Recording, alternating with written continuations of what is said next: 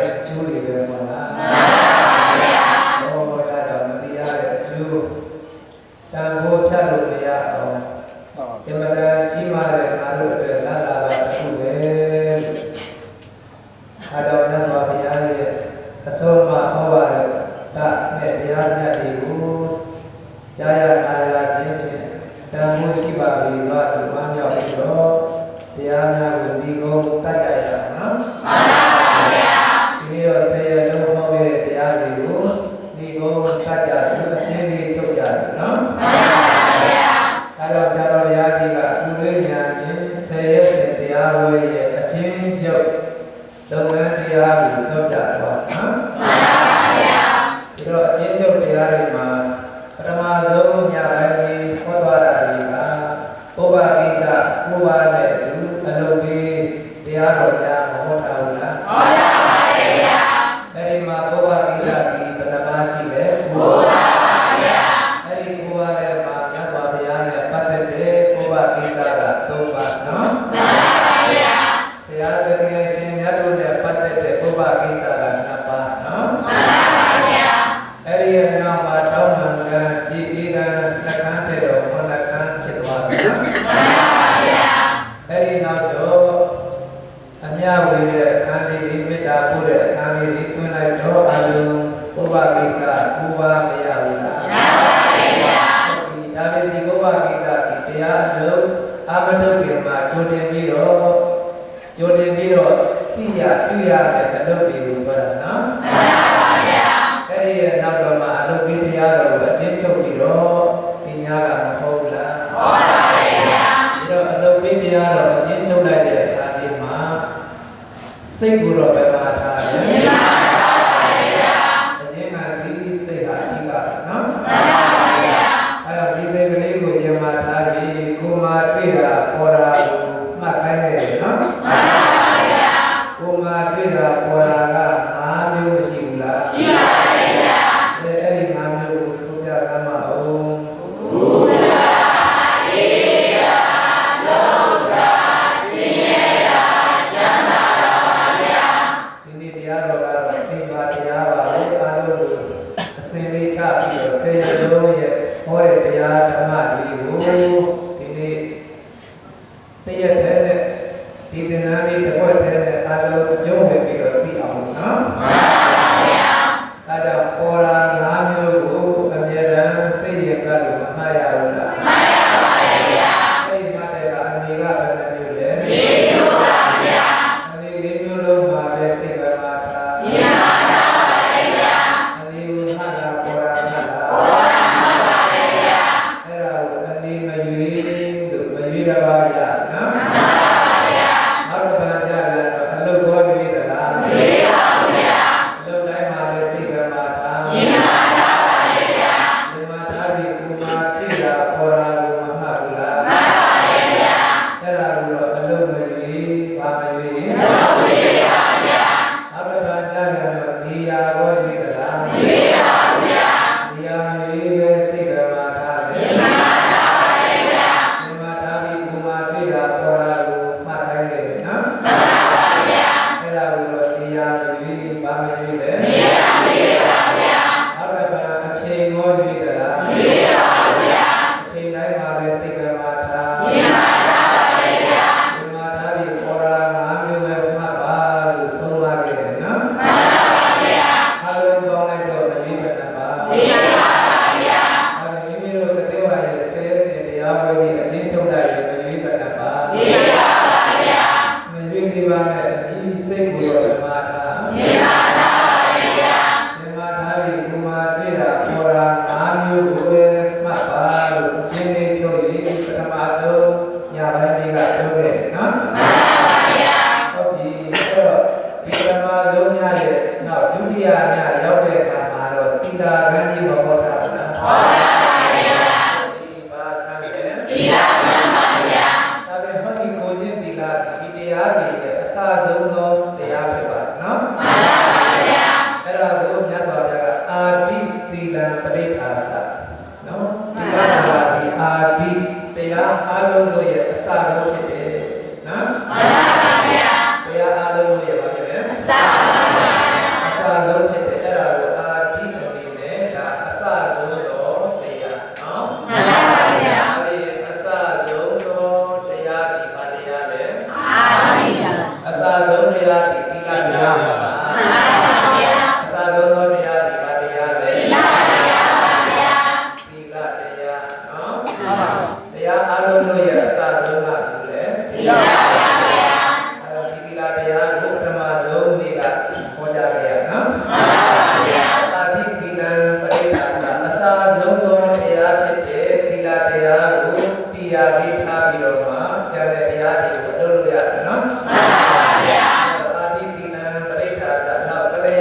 sa ma tu ka tadi ye odi ma kalyana sara le tila taya be na kalyana sara mai sui kaung de ma kaung mai sui kaung ma bya adi mai sui kaung ma kaung to mai sui lu ni be ya na kalyana ki ka kaung ne mai sui kaung ma bya adi tu tu ma mai sui sara loka ma mashi bu la shi ba adi mai sui sara ne ya ma mai sui kaung shi da lo mai sui yau le mashi bu la shi baမိတ်ဆွေကောင်းတာကိုအကျိုးကိုဒုဒုလာလာစောင့်ရှောက်တတ်တဲ့မိတ်ဆွေကိုမိတ်ဆွေကောင်းနော်မှန်ပါဗျာကိုအကျိုးတရားတွေကိုကိုအကျိုးတရားတွေကိုကောင်းအောင်စောင့်ရှောက်နိုင်တဲ့မိတ်ဆွေမဟုတ်ရင်တော့ဒါမိတ်ဆွေရုပ်ဖြစ်မှာပေါ့နော်မှန်ပါဗျာဟောဒါကြောင့်လောကတန်တရားနှစ်ပြားကောင်းအောင်စောင့်ရှောက်တတ်တဲ့မိတ်ဆွေကိုပါလေမိတ်ဆွေကောင်းပါဗျာအခုဟောဒီကမိတ်ဆွေကောင်းဒီပါတရားလေသီလတရားပါဗျာအဲဒီသီလကိုစောင့်တဲ့ပုဂ္ဂိုလ်ဒီသီလကပြန်ပြီးတော့ကိုယ်ကိုစောင့်တာစောင့်ပါရဲ့ဗျာဘယ်လိုစောင့်လဲဒီသီလတရားကကိုယ်ကိုအပေလေးပါးကိုကြာမပါအောင်စောင့်ပြီးမယ်နော်မှန်ပါဗျာအပေလေးပါးမကြာအောင်စောင့်ရှောက်ပြီးတဲ့ဒီသီလတရားဒီမိတ်ဆွေကောင်းပဲပေါ့နော်မှန်ပါဗျာပါပါလိမ့်မယ်မိတ်ဆွေကောင်းပါဗျာအဲဒီကျိုးတို့ရဲ့မိတ်ဆွေကဆိုလဲသီလပါဗျာကျိုးတို့အစာဆုံးကျင့်ရမယ့်တရားကလည်းဆိုလဲသီလပါဗျာဒီနောက်တကအာတိသီလပိဋ္ဌာသကလျာဏေသမာတုကနော်ဒါဖြစ်ရင်မာတုကဆိုတဲ့အမိဟုတ်လားဒါဖြစ်ရင်အမိနဲ့ပဲဖြစ်တယ်။ဘာနဲ့ဖြစ်လဲ။အမိနဲ့ပါဗျာ။အဲဒီတရားအပေါင်းတို့ရဲ့အမိနဲ့ဖြစ်တယ်။အမိနဲ့ဒီလာလဲပါလေ။ဒီလာပါဗျာ။မိခင်ဆိုတာလောကမှာသာသမီတွေကိုအမြဲထာဝရစောင့်ရှောက်ဘူးလား။စောင့်ရှောက်ပါဗျာ။မိခင်ကစောင့်ရှောက်တတ်တယ်။ပတ်ချင်ရင်နေဘူးငွေကင်းအန္တရာယ်တွေမရှိအောင်လည်းအမိကစောင့်နေနော်။မှန်ပါဗျာ။နာယရဏသမီးယရဏတွေကြီးပွားလာလည်းပဲသူကစောင့်နေ။မိရကစောင့်ပါရဲ့ဗျာ။ဒါပြီးရင်ကျွတ်တို့မှာအမိနဲ့တူတဲ့တရားတွေပဲဆိုတယ်။ပြီးပါဗျာ။ဟောတာကြောင့်ကျန်တဲ့တရားတွေကိုဝိဖွာကျန်တဲ့တရားတွေကိုရရှိလာနိုင်ဖို့ရတယ်။ဟောဒီကိုချင်းသီလကစောင့်တယ်နော်။မှန်ပါဗျာ။ကိုချင်းသီလဒီပါနဲ့သူမိနဲ့ပါရဲ့ဗျာ။ဒီကနေ့တူတဲ့အမိနဲ့တူတဲ့ဟုတ်လား။မှန်ပါဗျာ။အမိနဲ့တူတဲ့တရားတွေသီလပဲဖြစ်ပါတယ်နော်။မှန်ပါဗျာ။ဒီသီလပိဋ္ဌာကတရားမင်းစမာတုကနာပမုခတဲ့ပမုခဆိုတာအစပူဇော်တရားနော်။မှန်ပါဗျာ။ဒါပြီးရင်အစဆိုခုနကဒီမှာတော့လည်းအာဒီကအစနော်။မှန်ပါဗျာ။ဒီမှာပမုခဆိုတာလည်းအစဆုံးဆိုတာခံရတဲ့ဟုတ်တယ်မလား။မှန်ပါဗျာ။ပမုခစီဒါခံရတဲ့သူတော့အစဆုံးမှာတည်တယ်ဟုတ်လား။မှန်ပါဗျာ။ကဲဒါကြောင့်ဒီမှာလည်းဒါသီလတရားကိုအခြေခံထားပြီးတော့အလုပ်လုပ်ရတယ်နော်။မှန်ပါဗျာ။ကဲဒါပဲအခုအစကြိုးစားပြီးတော့အထောက်ရမယ့်တရားဒီပါတရားပဲသီလတရားပါဗျာ။အလုံးစုံတရားတွေကိုဒီပမုခသီလတရားကနေပြီးတော့ကြိုးစားတာစောင့်သိပါလိမ့်မယ်နော်။မှန်ပါဗျာ။အဲ့ဒါအာတိသီလပိဋကတရားနဲ့ကမှာပြီးပမုခသဗ္ဗတာအလုံးစုံတရားတွေရဲ့ပမုခအစဆုံးနော်။မှန်ပါဗျာ။အစဆုံးအလုံးစုံတရားတွေရဲ့အစဆုံးတရားဒီပါတရားလေသီလတရားပါဗျာ။ဘုရားသဗ္ဗတာမနတသမပိနာဝိသောတေဒါအလုံးစုံတရားတွေကိုအစဆုံးအနေနဲ့သိကောင်းစီကောင်းဖြစ်တဲ့အမိတပွဲစောင့်ရှောက်ပေးတဲ့ဒီတရားတွေကိုပြီးတော့ကတတိလေးနဲ့စီနေရနော်။မှန်ပါဗျာ။အတိကိလပိဋ္ဌာသနောက်တကပဋိဋ္ဌပဋိစိတပဋိဋ္ဌနော်။မှန်ပါ။ဇာတိကလို့ပဋိဋ္ဌကကိယာလည်းဖြစ်တယ်တဲ့။ဘာဖြစ်လဲ။ကိယာလည်းပါဗျာ။ညာအာရုံရဲ့ကိယာလည်းပါပဲ။သီလပါဗျာ။အတိကိလပိဋ္ဌာသကလျာဏေသမာတုကံပမုခံသဗ္ဗဓမ္မံဘုရားတရားတွေရဲ့အစာဆုံးခံရတဲ့ပုဂ္ဂိုလ်နော်။မှန်ပါဗျာ။ဟောတာဒီအချက်ဒီငါတွေပြည့်စုံတဲ့အတွက်ကြောင့်ဒီသီလတရားကိုမဆောင်ရှောက်ရဘူးလား။ဆောင်ရှောက်ပါဗျာ။ဆောင်ရှောက်တော့ဒီသီလကံမှာပြောခဲ့တဲ့စကားလေးတတိလကာယကံအပိကာယကံအပိဝစီကံအပိကိုဝစီကံအပိကိုသီလနဲ့ရှောင်သီလနဲ့ရှောင်ဒီသီလဒီကာယကံနဲ့ဝစီကံမှာအပိကိုရှောင်ရတာနော်မှန်ပါဗျာဟောင်းလားအပိတယ်လားမှန်ပါဗျာအပိဆိုတာလွန်ကျူးကြလားမလွန်ကျူးရဘူးလွန်ကျူးရတယ်ပါဗျာဒီမလွန်ကျူးရသေးတဲ့ဒီကာယကံဝစီကံအပိကိုမှသီလကရှောင်ရတာဆိုတော့သီလမှာကသီလ လမဲ့ခင်3ပါးမရဘူး။ရပါတယ်ဗျာ။သီလမဲ့ခင်ဘယ်နှပါး3ပါးပါဗျာ။အဲ့ဒီ3ပါးတော့မဲ့ခင်မှာသမ္မာဝါစာအပြောလေးကောင်းရနော်။မှန်ပါဗျာ။အပြောကောင်းတာဒီလိန်နာတွေညာတာတွေမဖြစ်အောင်မထိန်းရဘူးလား။ထိန်းရပါတယ်ဗျာ။ဘုရားတာတွေစိတ်ချမ်းတင်းတင်းမပြောတာတွေမဖြစ်အောင်လည်းမထိန်းရဘူးလား။ထိန်းရပါတယ်ဗျာ။အဲ့ဒီလိုသမ္မာဝါစာအပြောလေးပဲရှိရမယ်။မှန်ပါဗျာ။နောက်ပြီးတော့သမ္မာကမ္မန္တအလုပ်လည်းမှာရမယ်တဲ့အလုပ်မှာတော့သူများတဲ့တရားကိုရှောင်ရမယ်နော်မှန်ပါဗျာသူပစ္စည်းမကုန်နဲ့ရှောင်ရမယ်အရာတွေမပြတ်မစည်းပဲနဲ့ရှောင်ရမယ်ဒါဆိုရင်သမ္မာကမ္မန္တကာယကံနဲ့မကောင်းဘူးလားကောင်းပါရဲ့ဗျာအဲဒီကာယကံဝစီကံနဲ့ပတ်သက်ပြီးမှအသက်မွေးမှားတာတွေကိုလည်းမလွန်ကျူးပဲရှောင်ရမယ်နော်မှန်ပါဗျာအဲ့ဒါကိုသမ္မာအာဇီဝမဲ့ခင်တဲ့ဆိုတော့ဒါကြောင့်သီလမဲ့ခင်3ပါးမရဘူးလားရပါတယ်ဗျာအဲဒီမှာသီလမဲ့ခင်ဘယ်နှပါး3ပါးပါဗျာနောက်တစ်ခါသီလမဲ့ခင်3ပါးနဲ့ပြည့်စုံတော့ဒီအချိန်မှာသီလဝိသုဒ္ဓိဖြစ်ပြီနော်မှန်ပါဗျာဒီမှာကဘာဝိသုဒ္ဓိလဲသီလဝိသုဒ္ဓိပါဗျာသီလဝိသုဒ္ဓိမိမိစောင့်တဲ့သီလတရားတွေမပြတ်မပြဲစင်ကြယ်တန်ရှင်းသွားတဲ့ဝိသုဒ္ဓိကိုဘာဝိသုဒ္ဓိလဲသီလဝိသုဒ္ဓိပါဗျာအဲ့ဒါသီလကံကရှောင်ကျင်ခဲ့တဲ့တဲ့ကြောင့်ရရှိရတဲ့ဝိသုဒ္ဓိနော်မှန်ပါဗျာကဲအဲ့တော့သီလဝိသုဒ္ဓိဖြစ်တဲ့ထိုယောဂီရဲ့တတိယညပဲရောက်တော့သမထကံရောက်သွားပြီနော်မှန်ပါဗျာဘာကံရောက်ပြီသမထကံပါဗျာအဲ့တော့ဒီသမထကံအရာမှာဆိုရင်တဲ့ဆိုလိုက်ပါမနောကံမနောကံအကျမ်းမာကိုအကျမ်းမာကိုမနောကံမနောကံအတိကိုအတိကိုမနောကအကျမ်းမာလည်းပဲအဟောင်းလားတဲ့လားသိပါဗျာအတိနော်အတိအဟောင်းလားတဲ့လားသိပါဗျာ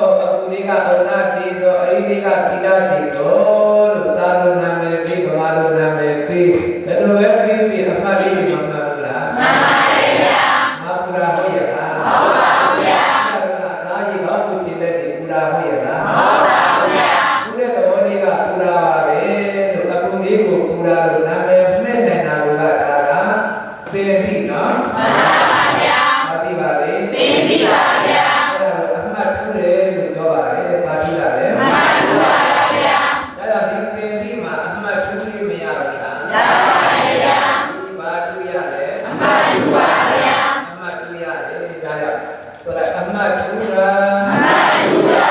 သင်ပြီဝိပဿနာသင်ပြီဝိပဿနာ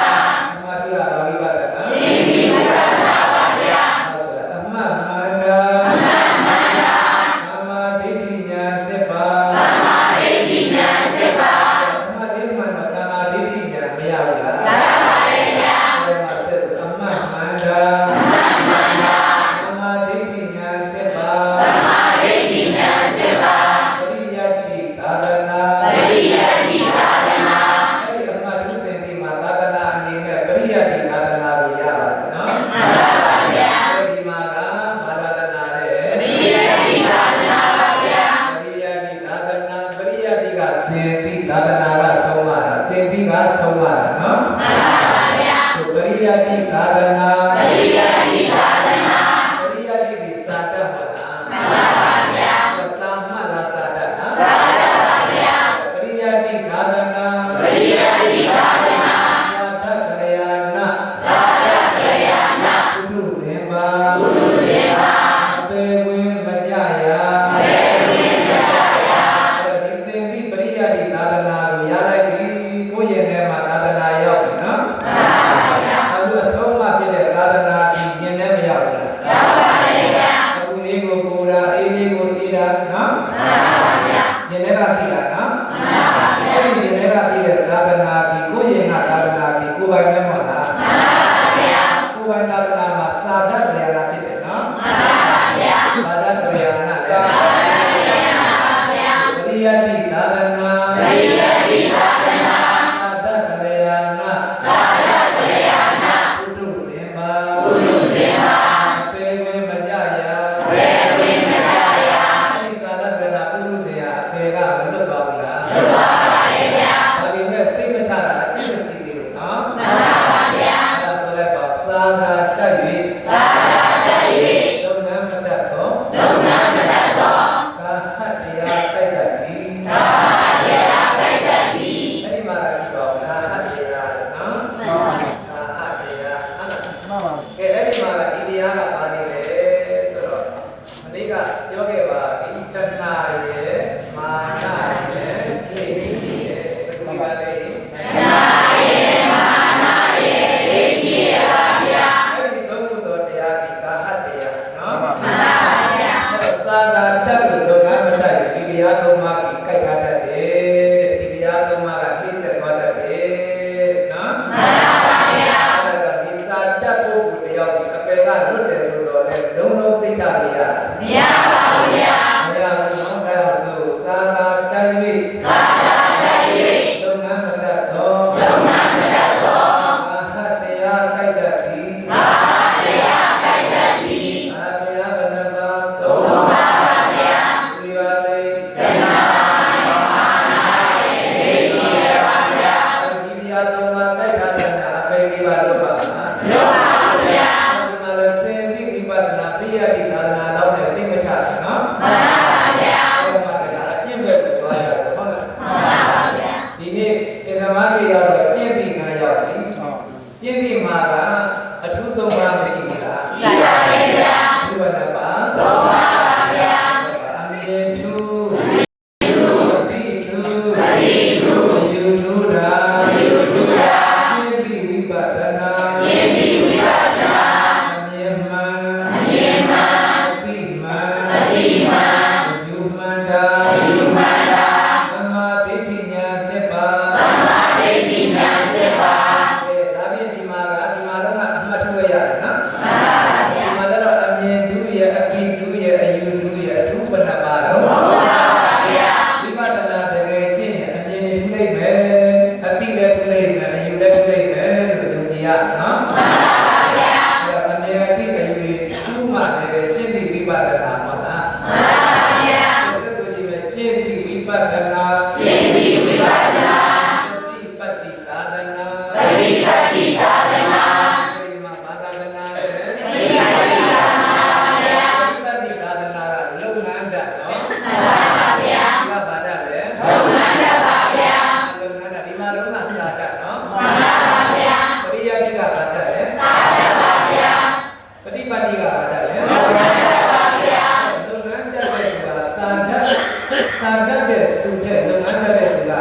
ကလို့လေနော်မှန်ပါဗျာဒါပြင်ဆုံးကြည့်လိုက်မယ်ဒီလိုက်ဆိုခုနကတော့သာသာတက်ရုံနဲ့ဒါဟာတရားခိုက်ထားရင်ပဲဒီပါလို့ပါနော်မှန်ပါဗျာ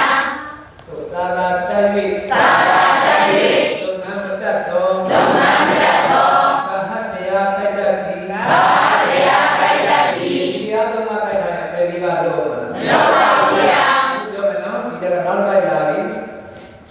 သာသာမတတ်လုပ်ငန်းတတ်တော့သာဟတရားပြတ်တတ်ပြီသာမတတ်ပြီမဲ့လုပ်ငန်းတတ်တယ်ဆိုရင်တဏှာမာနပိဋိတော့กินမလားกินပါတယ်ဗျာဒီလိုမှกินဒီပုဂ္ဂိုလ်ဒီအပေလေးပါမလို့လားလုပ်ပါတယ်ဗျာအချင်းစခန်းပฏิပတ်တိသာသနာကြီးမပါဒမြအပေလေးပါလုပ်ဖို့ရခဲနော်မှန်ပါဗျာစိတ်မချဘူးလေစိတ်ချလို့ရတာမရပါဘူးဗျာသင်ပြီးပရိယတ်ဒီသာသနာပြီးတော့ကျင့်ပြီးလေးနဲ့တွဲရဘူးလားတွဲရပါတယ်ဗျာသင်ဒီလည်းရှိရမယ်ကျင့်ပြီးလည်းရှိရပါမယ်ဘယ်နှခုလဲနှစ်ခုပါဗျာသာသနာနဲ့ပြောရင်ပရိယတ်ဒီသာသနာလည်းရှိရမယ်ပฏิပတ်တိသာသနာလည်းရှိရမယ်ဘယ်နှခုလဲနှစ်ခုပါဗျာဒီပြောတော့စာလည်းတက်ရမယ်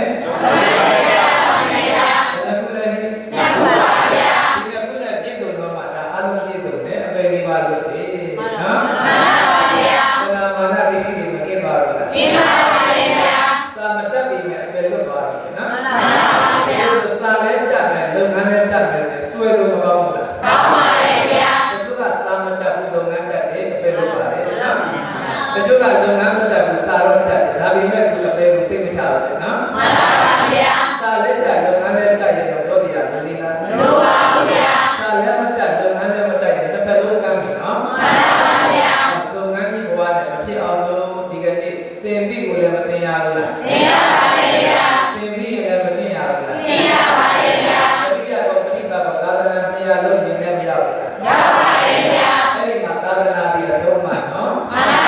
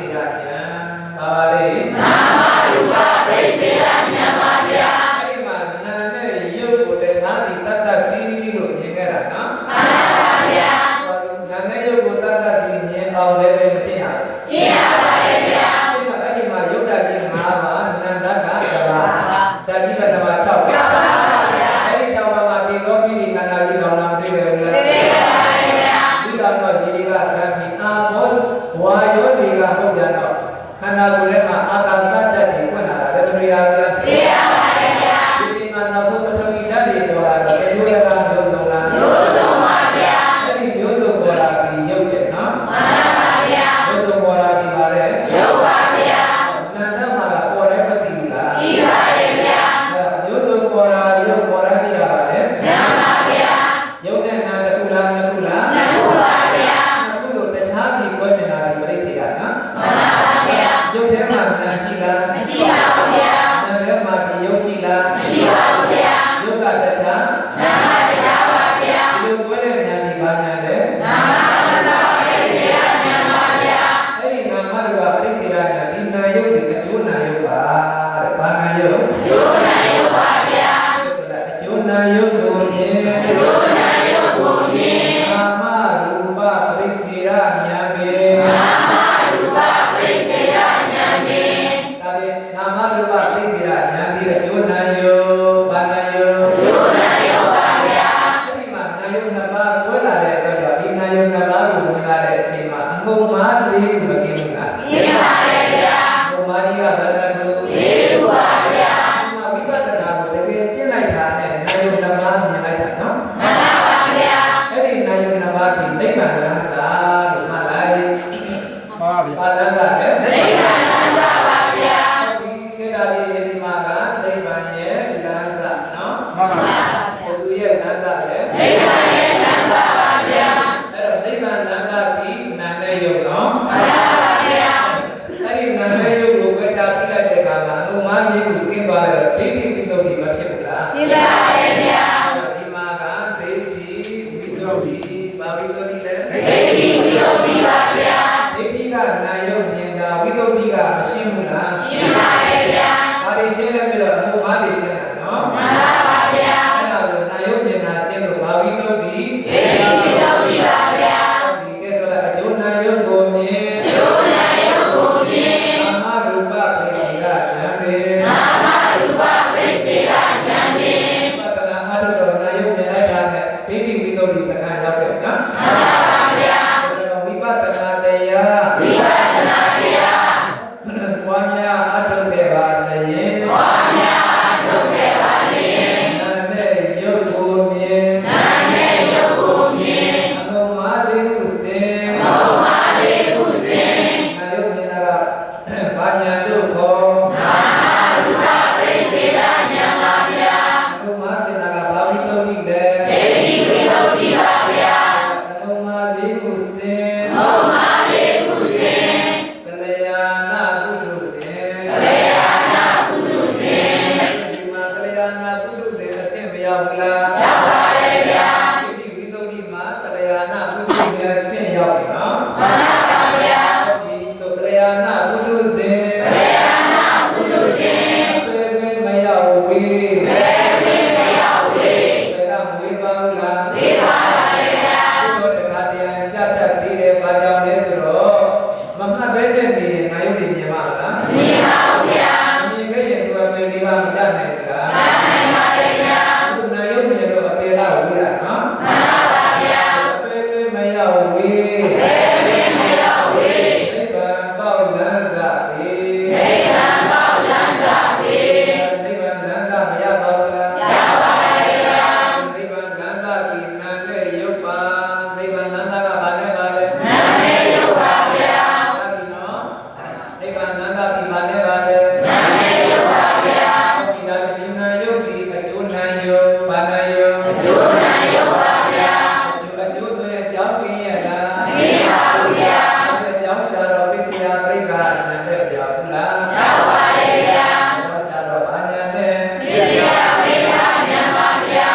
ဆိုတော့အကြောင်းနာယုတ်ကိုမြင်အကြောင်းနာယုတ်ကိုမြင်သူတို့ကလည်းနာယုတ်ဆိုအကြောင်းတရားပြီးတယ်ပါရဲ့လို့နာယုတ်ပါဗျာဆိုအကြောင်းနာယုတ်ကိုမြင်အကြောင်းနာယုတ်ကိုမြင်ပိစိယပရိက္ခာဉာဏ်ဖြင့်ပိစိယပရိက္ခာဉာဏ်ဖြင့်အကြောင်းတရားကိုနာယုတ်ကိုသိတာဒီဘာဉာဏ်နဲ့ပိစိယပရိက္ခာဉာဏ်ပါဗျာပိစိယပရိက္ခာဉာဏ်မှာယုံမှချင်းပြီးတော့ဓာတုကေခာဝိတရဏဝိသုဒ္ဓိနော်ဟုတ်ပါဘူးကေခာဝိတရဏဝိသုဒ္ဓိစကားမရဘူးလားရပါတယ်ဗျာဒီအဲ့ဒါတစ်ချက်မှန်လားနော်ဒါရအကြောင်းနာယုတ်နေတဲ့ပုဂ္ဂိုလ်ဒီကေခာဝိတရဏဝိသုဒ္ဓိယုံမှချင်းနဲ့မကင်းဘူးလား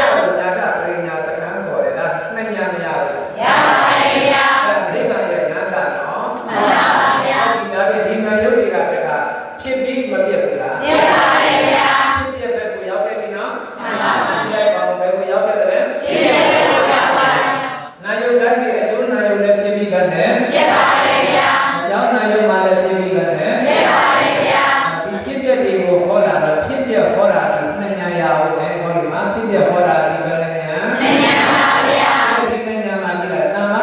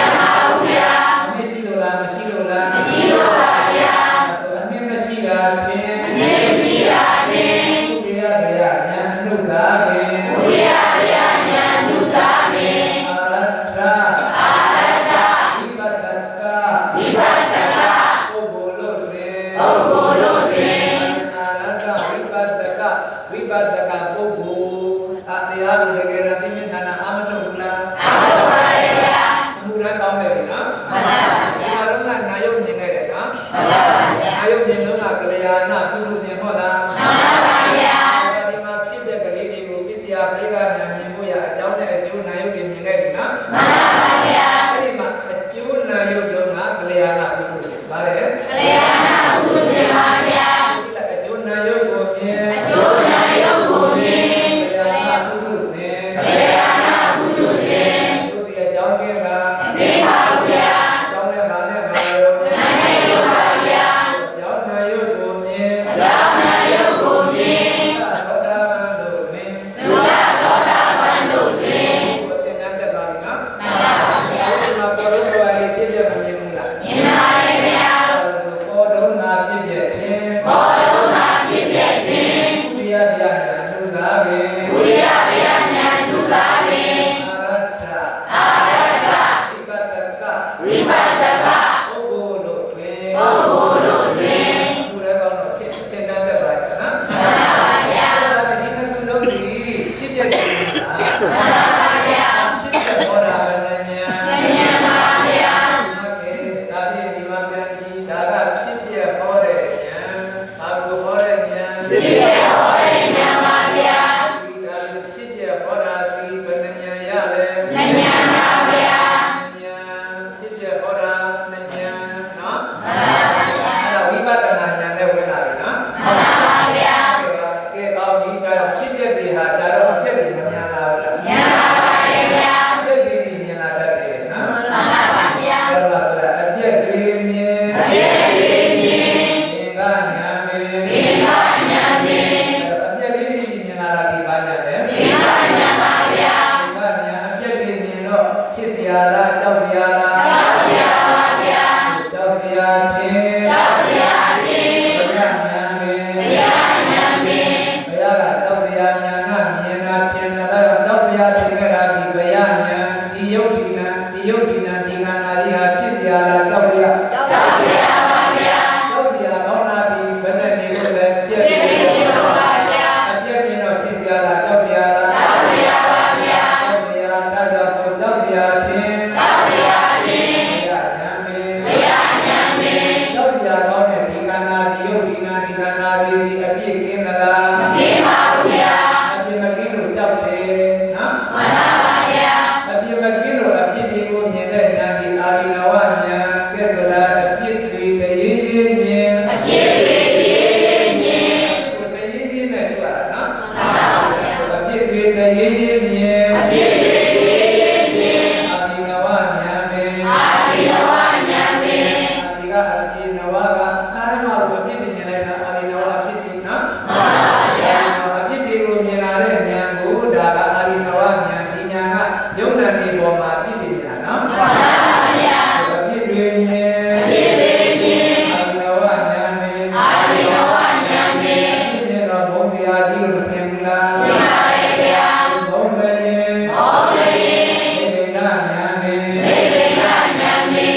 ဒီယုတ်ဒီနာနေမဟုတ်ဘူးလားဟုတ်ပါတယ်ဗျာဘုံနာကြီးဖြစ်ပြီးတော့ဘယ်နဲ့နေလို့ဖြစ်ပါဗျာဒီချစ်စရာလားကြောက်စရာလားကြောက်စရာပါဗျာကြောက်စရာအပြည့်ကင်းသလားမကင်းပါဘူးဗျာဒီမကင်းလို့ချစ်မလားမဟုတ်မလားဟုတ်ပါတယ်ဗျာဒီအပြည့်တွေကဘာလဲပြီးတော့လက္ခဏာရေးသုံးပါနော်အပြည့်ကဘာလဲလက္ခဏာရေးသုံးပါပါဗျာရေးသုံးပါအပြည့်အနေစာယရမမြင်လားမြင်ပါဗျာဒုက္ခချမ်းသာလားဆင်းရဲမလားဆင်းရဲပါဗျာအနတ္တဝိနတ်ပါလားမှန်ပါဗျာဒီမှာအပြည့်ဘယ်နှခုလဲသုံးခုပါဗျာအပြည့်သုံးပြည့်မြင်ခဲ့တာဒီအာရိနဝဉာဏ်အာရိနဝဉာဏ်ပါဗျာအပြည့်တွေတည်းမြင်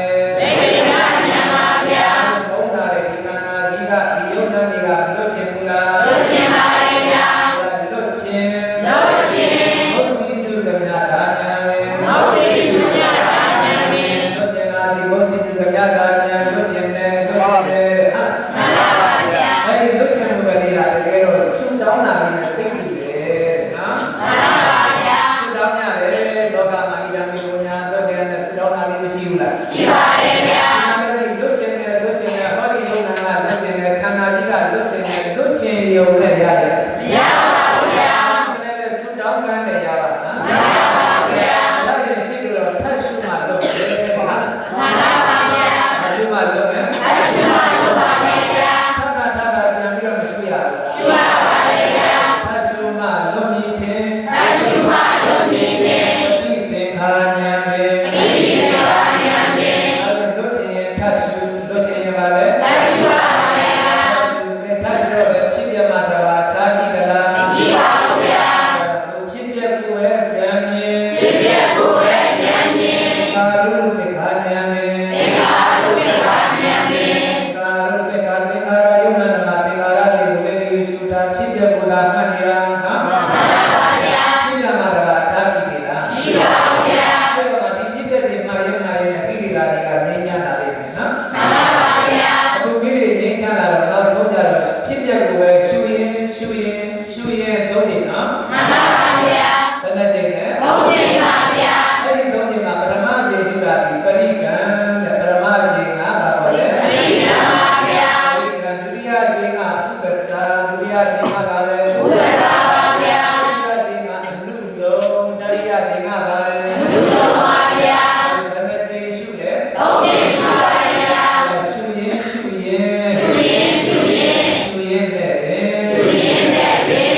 လောမဉာဏ်ပဲ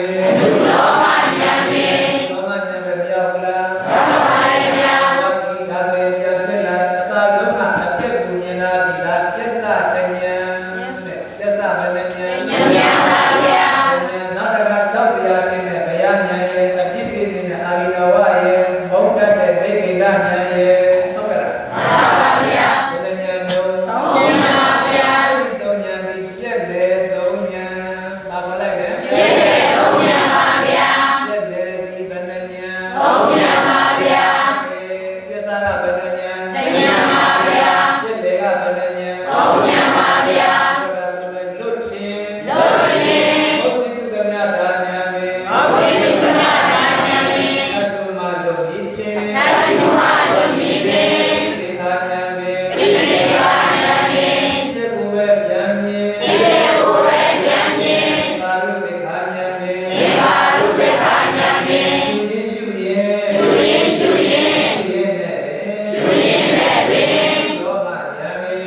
လောမဉာဏ်ပဲဒီဉာဏ်မရဘူးလားရပါတယ်ဗျာအဲ့ဒီလေးဉာဏ်ဒီပြည့်စုံလေးဉာဏ်တဲ့အဲ့ပြည့်စုံကဘယ်နှဉာဏ်လေးဉာဏ်ပါဗျာဒီဉာဏ်ပေါင်းရသူကျက်စားကဘယ်နှဉာဏ်တစ်ဉာဏ်ပါဗျာဟုတ်တယ်ကဘယ်နှဉာဏ်သုံးဉာဏ်ပါဗျာပြည့်စုံကဘယ်နှဉာဏ်လေးဉာဏ်ပါဗျာဘုံပေါင်းတော့အပြည့်သေးကြီးဟောလိုက်တာဒီရှင်းဉာဏ်မရဘူးလားရပါတယ်ဗျာအပြည့်သေးဟောတာဘယ်နှဉာဏ်ရှင်းဉာဏ်ပါဗျာဘောင်းကနာယုလုံးကဘယ်နှဉာဏ်နှစ်ဉာဏ်ပါဗျာရှိတဲ့ကလေးတွေမှတ်တော့ကဘယ်နှဉာဏ်နှစ်ဉာဏ်ပါဗျာပြည့်သေးကြီးမှတ်တာကုလားဘယ်နှဉာဏ်ရှင်းဉာဏ်ပါဗျာဒီမှာအလုံးအပြည့်သေးကြီးသွားလိုက်တာဒီကနေနောက်အပြည့်သေးနေတဲ့ဉာဏ်ကနေဒီထိအောင်ရှင်းရရှင်းရဟလားမှန်ပါဗျာအလုံးအပြည့်သေးကြီးဟောလိုက်တာဒါတွေကအပြည့်သေးနော်မှန်ပါဗျာအပြည့်သေးကြီးဟောလိုက်တာဒီဘယ်နှဉာဏ်ပဲရှင်းဉာဏ်ပါဗျာရှင်းဉာဏ်ဆိုတော့အလုံး12ဉာဏ်ရှိနော်ဘယ်နှဉာဏ်ရှိလဲ12ဉာဏ်ပါဗျာဒီ12ဉာဏ်မှာဟောဒီကနာတပရိညာဖြင့်နာယုဓမ္မမြင်နာပြီးနိဗ္ဗာန်အစနော်မှန်ပါဗျာဖြစ်ပြကိုမြင်တာကနိဗ္ဗာန်ရဲ့အလေနိဗ္ဗာန်ရဲ့ကဖြစ်ပြဘယ်နှဉာဏ်ဉာဏ်ပါဗျာဉာဏ်နော်ဒါကအဓိကလာလိုက်တာဒီမှာအပြည့်ဖြစ်မလားလို့လားလာပါတယ်ဗျာအပြည့်ဖြစ်ဟောတဲ့ဉာဏ်ကိုနိဗ္ဗာန်ရဲ့အဆုံးလို့မှတ်လိုက်နော်မှန်ပါဗျာအစဖြစ်ပြအလေအလေအဆုံးနိဗ္ဗာန်လမ်းစဉ်သုံးအဲ့ဒီမှာဒါပြည့်အစဆုံးနိုင်လို့ကဒါဝိပဿနာဉာဏ်ရဲ့အခြေခံနော်မှန်ပါဗျာပရိညာကညာတပရိညာတော့လားမှန်ပါဗျာဒီမှာဖြစ်ပြတွေဟောလိုက်တာကအလုံးဆယ်ဉာဏ်မရဘူးရပါတယ်ဗျာဖြစ်ပြကအလုံးဘယ်နဲ့ဉာဏ်ဆယ်ဉာဏ်ပါဗျာဒါပြည့်ဖြစ်ပြဆယ်ဉာဏ်ဒီဝိပဿနာဉာဏ်လို့မှတ်တာမှန်ပါဗျာဘာဉာဏ်ပါလဲဝိပဿနာဉာဏ်ပါဗျာအဲ့ဒီဝိပဿနာဉာဏ်မှာဆိုရင်တိရဏပရိညာတဲ့ပါတယ်တိရဏပရိညာပါဗျာတိရဏပရိညာစကား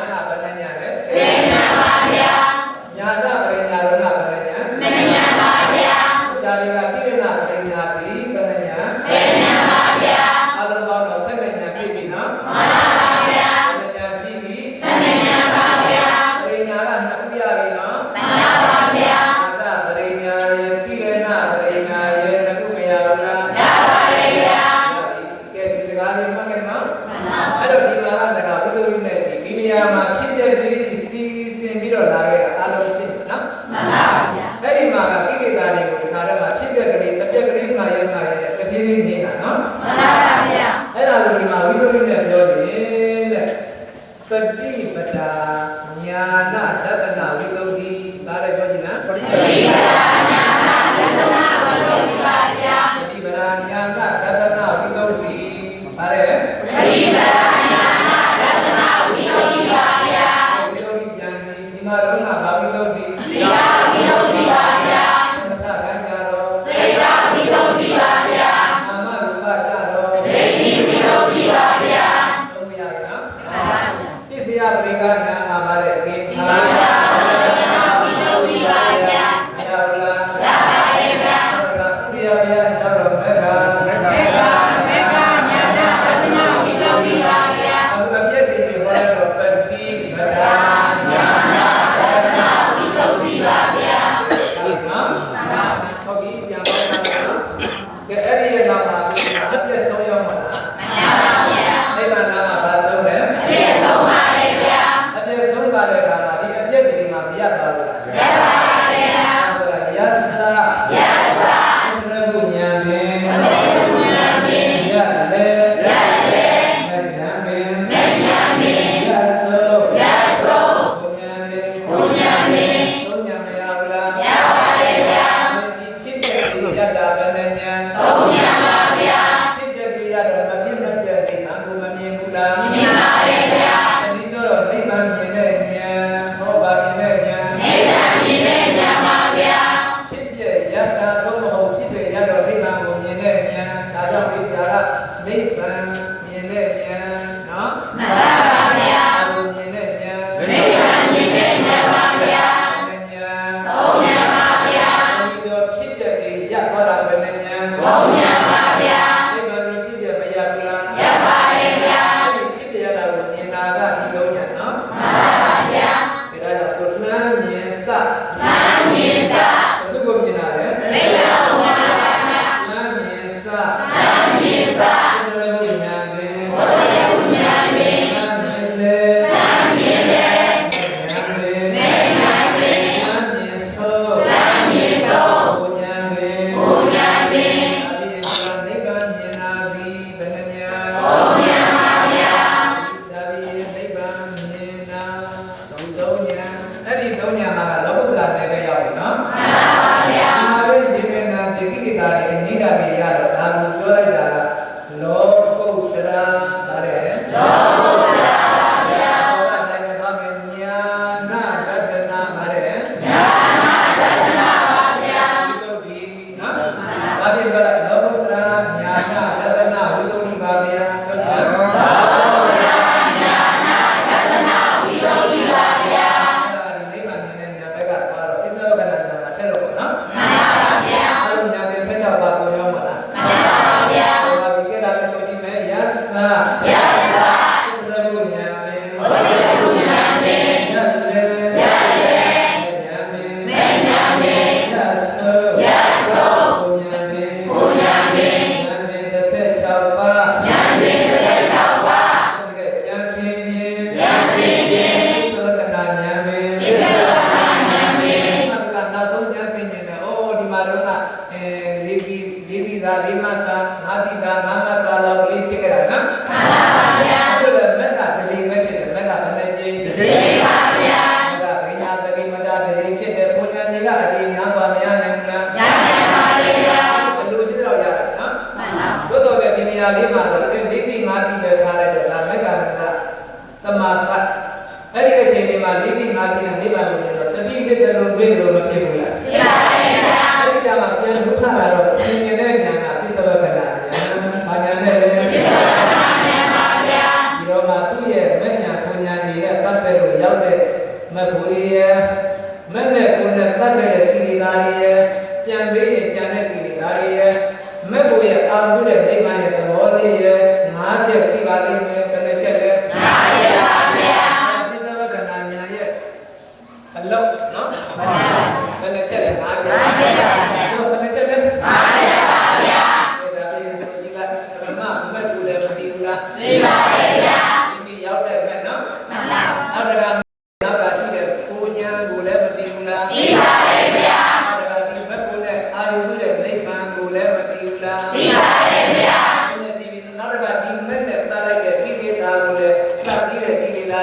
လားသိပါတယ်ဗျာကိလေသာဒါကဖြတ်ပြီးနော်မှန်ပါဗျာဖြတ်ပြီးဒါတရားမတတ်ရသေးတဲ့ကိလေသာမတတ်ရသေးတဲ့ကိလေသာကိုလည်းမသိဘူးလားသိပါတယ်ဗျာတတ်ပြီးကိလေသာမတတ်သေးတဲ့ကိလေသာကိုလည်းသိတယ်နော်မှန်ပါဗျာမှတ်ခဲ့နော်မှန်ပါဗျာမတတ်သေးတဲ့ကိလေသာကိုလည်းတတ်ပြီးတဲ့ကိလေသာကိုလည်းသိပါတယ်ဗျာသိတယ်တရားတွေပြန်ကြည့်လိုက်ဆိုလိုက်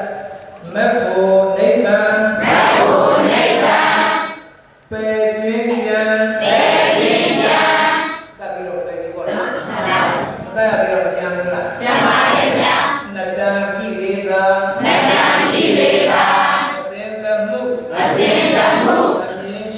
အမြင်ရှုဘာဟုပစ္စဝကနာ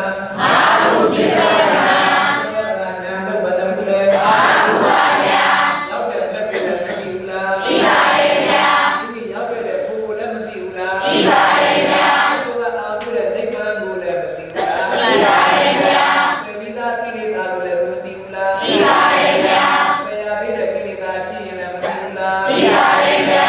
အားလုံးပဲတစ်ချက်ပါဗျာဆိုမက်ဖို့နိဗ္ဗာန်ပေတွင်ကြံနတံကိလေသာအစင်တမှုအမြင်ရှုဘာဟုပစ္စဝကနာအားလုံးဆိုရနော်အဲ့တော့ပစ္စဝကနာဒီကလည်းအားလုံးစဉ်းစားပါမရဘူးလားရပါတယ်ဗျာဉာဏ်စင်ခြင်းပစ္စဝကနာဉာဏ်ပဲဉာဏ်စဉ်16ပါးဉာဏ်16ပါးပုံမင်းဒီအဲ့ဒါမိဘမနာပါနဲ့ညာဟုတ်ပါဗျာအဲ့ဒီမှာဆိုရင်ဒီမှာကဒီမဲ့ညာကကိလေသာတွေကိုသတ်ပလားသတ်ပါတယ်ဗျာအဲ့ဒါတော့ဟောဒီနေရာလေးမှာပဟာနာပရိညာယဘာပရိညာပါဗျာပရိညာ30မဝင်လာဘူးဝင်လာပါတယ်ဗျာဓမ္မရူပကညာကပရိညာဟောဒီကဖြစ်ပြစေညာဝိပဿနာညာအပိဓမ္မပရိညာသိဗ္ဗံမြင်တော့ပဟာပရိညာပဲဆိုင်30ပါဗျာဒီ30ဘုလို့ညာစဉ်က16ပါကိုရောမလားမှန်ပါဗျာဒီမနပါ16ပါပါဗျာဝိသုဒ္ဓိက9ပါမရဘူးလားရပါတယ်ဗျာဒါလည်းအားလုံးစုံရောပုံရောနော်မှန်ပါဗျာဉာဏ်စင်ခြင်းသောကနာဉာဏ်ပဲဉာဏ်စင်16ပါဖြစ်တော်မူသည်အဲ့ဒါလေးပြီးတော့သစ္စာလေးချက်သွားကြပါစို့နော်သစ္စာလေးပါမှာယောဂီတို့ခန္ဓာထဲမှာမှတ်နေတဲ့စိတ်လေးမရှိဘူးလားရှိပါတယ်ဗျာဒီမှတ်တဲ့စိတ်ကဘာသစ္စာမေတ္တာသစ္စာပါဗျာစိတ်ဒီဓမ္မပြီးဓမ္မနဲ့မပွားရဘူးလားပွားရပါတယ်ဗျာပွားခြင်းဒီဘာသစ္စာမေတ္တာသစ္စာပါဗျာရှင်းပြီလားရှင်းပါတယ်ဗျာအဲဒီမေတ္တာသစ္စာကပွားနေတဲ့အခါမှာဖြစ်တဲ့တရားတွေယုံနာတရားတွေကဒုက္ခလားဒုက္ခလားဒုက္ခပါဗျာဒီပွားမှုမှတ်မှုကြောင့်မြင်ရတဲ့တရားတွေကဘာသစ္စာဒုက္ခသစ္စာပါဗျာပွားလို့မသိလိုက်ဘူးလားသိပါပါဗျာသိတာကဘာသစ္စာဒုက္ခသစ္စာပါဗျာအဲ့ဒါနဲ့ဟောဒီဒုက္ခကိုပဲဖို့ကြိုးစားမယ်ဒုက္ခဖြစ်စေတဲ့သမုဒယမရှိဘူးလားရှိပါတယ်ဗျာဒုက္ခကိုဖြစ်စေတာမရှိလဲသမုဒယပါဗျာသမုဒယဒီတဏှာပဲမဟုတ်လားမှန်ပါဗျာအဲ့ဒီတဏှာဒီယူရမယ်တရားလားပယ်ရမယ်တရားလားပယ်ရမယ်တရားပါဗျာပယ်လိုက်တာဘာသစ္စာသမုဒယသစ္စာပါဗျာဒီသစ္စာသုံးပါးဒီလောကီနယ်မှာရှိပါသည်ဘယ်နယ်မှာလဲလောကီနယ်မှာရှိပါဗျာလောကီဒီခန္ဓာမှာမရှိဘူးလားရှိပါတယ်ဗျာလောကီသစ္စာနယ်ကဘယ်နှပါဆိုသုံးပါဗျာသုံးပါဆိုလဲဘွားသည်ပယ်အ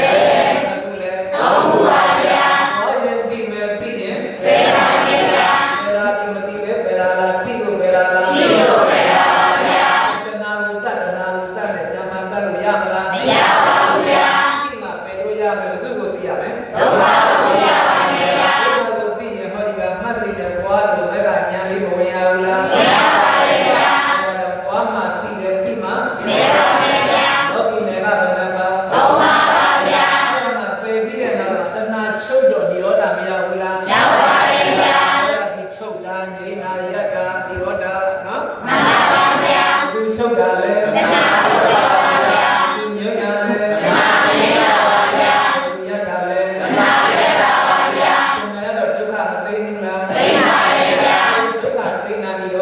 နိဗ္ဗာန်ဆိုင်ပြီးနော်မှန်ပါဗျာဆိုဝါလေတိဝါလေတိခရင်ပဲဒီခရင်ပဲလေဆိုင်ပဲလေဆိုင်အဲ့တော့ဆိုင်ရောက်ခြင်းကလောကုတ္တရာနယ်ပဲမရောက်ပါဘူးမှန်ပါဗျာလောကုတ္တရာသစ္စာနယ်ကတပါးနော်မှန်ပါဗျာလောကုတ္တရာသစ္စာကတပါးလေမှန်ပါဗျာဝါတိဝါတိပဲဆိုင်ပဲဆိုင်လုံငန်းကိုင်းလုံငန်းကိုင်းကို၌ဉာဏ်မြင်ကို၌ဉာဏ်မြင်သစ္စာခြင်းသစ္စာခြင်းသစ္စာဒီကလည်းကိုရောနော်ဒါဒီမသိကအဓိကဟုတ်လားအဲဒီကပြန်လို့ရှိရင်ဝိယဝဆလေးဆောင်ရွက်ကြအောင်ဆိုနော်မှန်ပါဗျာကိုရဲ့ဆရာတော်ဒီရတဲ့အခါမှာအနည်းကြီးကြတော့မဟုတ်အပြည့်စရာကသုံးတရားအကြောင်းဖြစ်တဲ့ဒီအပြည့်ကြီးကအောင်ဆိုပြီးတော့ဝိယဝဆဆောင်ရွက်ကြနော်မှန်ပါဗျာဝိယဝဆအကျိုးကအားလည်းတိုက်ရိုက်ရတဲ့ဒုတိယကြီးစဉ်းစားတယ်ဟုတ်ကဲ့စဉ်းစားပါဗျာဟုတ်ပါဗျာဗာရိယတုတ်မှာဟောတာနော်မှန်ပါဗျာတတ္တာဟိသတုဟိကာရဏေဟိတတ္တဝါတွေမှာအကြောင်း၄ပါးမှတ်ရနော်မှန်ပါဗျာအဲ့ဒီ၄ပါးတော့အကြောင်းကပါလဲဆိုတော့အတုဒါနပြုလို့ရတာအကြောင်းတစ်ပါးနော်မှန်ပါဗျာနောက်တစ်ခါဝဋ္ဌဒါနအာမိအာဝတိခန္ဓာမှာအစားတော့အာဟာရရှိလားရှိပါရဲ့ဗျာအဲ့တော့အာမိတဒါနအတုဒါနပြရမယ်နော်မှန်ပါဗျာအကြောင်း၄ပါးကိုပြောရအောင်အာမိတဒါနဘာပါလဲအာမိတဒါနပါဗျာသံဘောဇင်များကိုပူဇော်နော်မှန်ပါဗျာစပြီးပူဇော်တဲ့အာမိတဒါနကတခုမရှိရဘူးလားရှိပါပါရဲ့ဗျာနောက်တစ်ခါဝဋ္ဌဒါနဘာပါလဲဝဋ္ဌဒါနပါဗျာအဝတ်သင်္ကန်းကိုပူဇော်နော်မှန်ပါဗျာဟောတာတစ်ချက်နော်နောက်တစ်ခါနံပါတ်3ကသံမေဇနာဘာလဲသံမေဇနာပါဗျာသံမေဇနာကအမှိုက်ပဲရမယ်တဲ့ဘာလို့လဲမှိုက်ပဲရပါဗျာဒီညနေမှိုက်လဲဘူးနော်မှန်ပါဗျာနောက်တစ်ခါနံပါတ်4ကအာကိုဒနာဘာပါလဲအာကိုဒနာပါဗျာ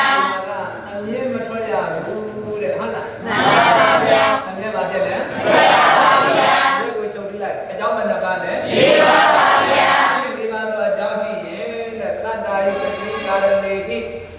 နော်ပါဠိကာဆိုပြီးရုပ်စင်းအင်္ဂါအမှန်ချောပဲဆိုနော်မှန်ပါဗျာအဲ့တော့အစင်းလာတဲ့ဆွမ်းကိုလည်းသူသင်္ဟန်းကိုလည်းမှန်ပါဗျာအမိုက်ကိုလည်းမှန်ပါဗျာအမြတ်လည်းမှန်ပါဗျာအစင်းလည်းပဲမှန်ပါဗျာဒီရားလေးပါတဲ့ဒီညနေသတ်ရှင်းခဲ့ကြနော်မှန်ပါဗျာလာတယ်နော်မှန်ပါဗျာလာတယ်ကောလာတာဘုရားကဘာသာပြန်ပြောလို့ဆက်လို့တော့ကြလားဟုတ်လားမှန်ပါဗျာဒုက္ခပြေပါမယ်ဒါများပါလားဒါပဲမဟုတ်ဘူးဘုရားခိုင်းတာမလားကျင်တော့လည်းနော်ဘုရားခိုင်းတာဘုရားပြောတာမှတာကတော့လို့ဘုရားကလည်းလက်ဆက်နေပြီဒါပေါ့ပေါ့တဲ့ဒါဘုရားဟောတော့ပြောတာနော်မှန်ပါဗျာဟုတ်လားဒါဒီရင်ဆိုလိုက်ပါဠိယတုတ်ပါဠိယတုတ်မိတ်ထုတ်ကျမ်းသာမိတ်ထုတ်ကျမ်းသာအာမိတနဲ့အာမိတနဲ့ဝဋ္ဌဒါနဝဋ္ဌဒါနပြည့်လဲခြင်းပြည့်လဲခြင်းပြည့်ကင်းကွာပြည့်ကင်းကွာဒီလေးပါဒီလေးပါမတ္တလှယူပါမတ္တလှယူပါဒါတော့အလုံးနဲ့ဒီကတည်းကသင်္ကန်းလေးတွေလည်းပြီးတော့တန်ရှင်းရေးပြုပြရတာနော်မှန်ပါဗျာဒီတော့မှဆက်လက်တင်ညာပြီးတော့ဒီကနေ့တရားအလုံးကို